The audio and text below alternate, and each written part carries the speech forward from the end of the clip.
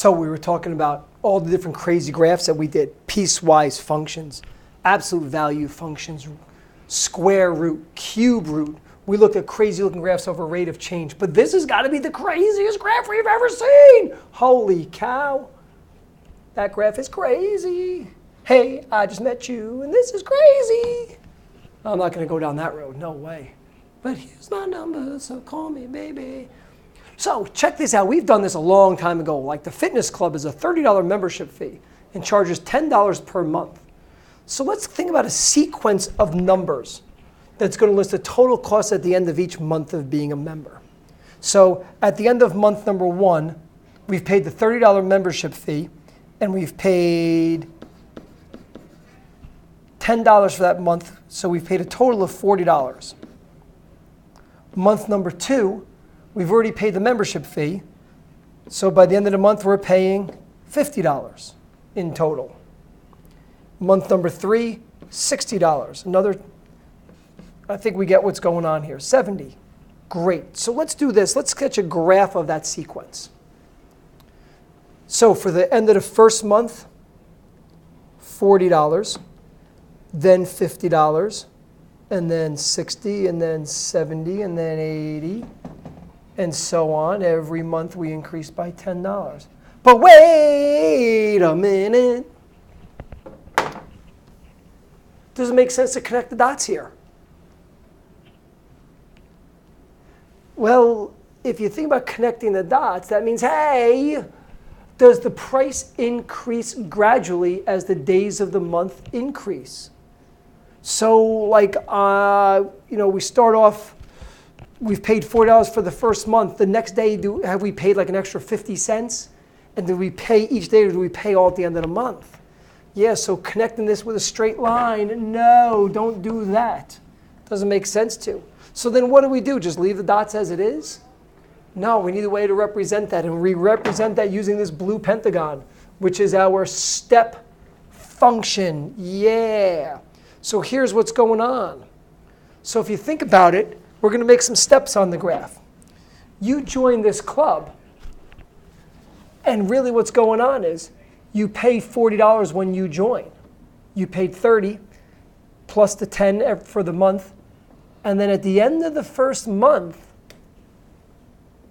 I'm going to make an open circle there. Because at the end of that first month, we jump up and now we pay another $10.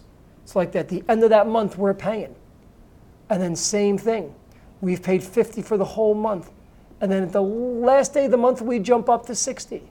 And then we jump up again to $70. So we're going to make some steps on this graph. That's why we call it a step function. Oh, that seems awesome.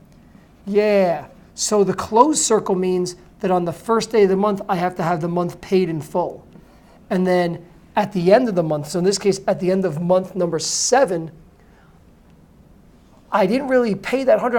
I'm bumped up one. I'm bumped up one more. So for the month 7, I've paid $110. And I just made a closed circle. I want to make an open one there. So the thing to pay attention to is when do we use that closed circle and when we do that open circle. Okay, that open circle means that we're not equaling that value, but we're getting awfully close to it. Whereas the closed circle means you can be at that value. So let's try another one here. So this is true about the U.S. Postal Service. 49 cents to mail a letter that weighs up to 1 ounce. So if it weighs a half an ounce, you pay 49 cents. If it weighs 0.97 ounces, 49 cents. Up to 1 ounce. So 1 ounce, 49 cents.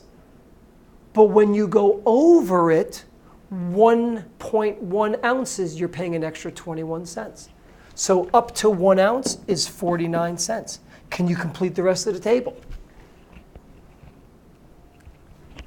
Yeah, 2 months was 70. 3 months was 91 cents. 4 months was $1.12. 5 months was $1.33. And 6 months was $1.54. Great. Well, let's make our step function now. Let's graph these points. So now, if you think about it, in this case, if you don't go to the post office, you're not really paying any money. So if you're mailing something that weighs 0 ounces, it doesn't cost anything.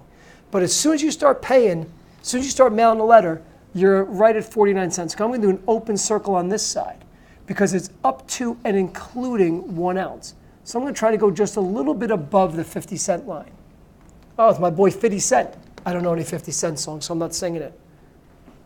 And then after that, we go up to 70 cents. So if I still weigh, once I go above 1 ounce, it's 21 cents more. 2 ounces cost 70 cents. 2.1 ounces cost 91 cents. So let's go up to where 91 is. It's about right here. And let's keep going up. After 4, we're at $1.12. So $1.12 might be like right around here. And then $1.33. That might be like right around here, kind of in the middle. Oh, no. That closed circle should be open.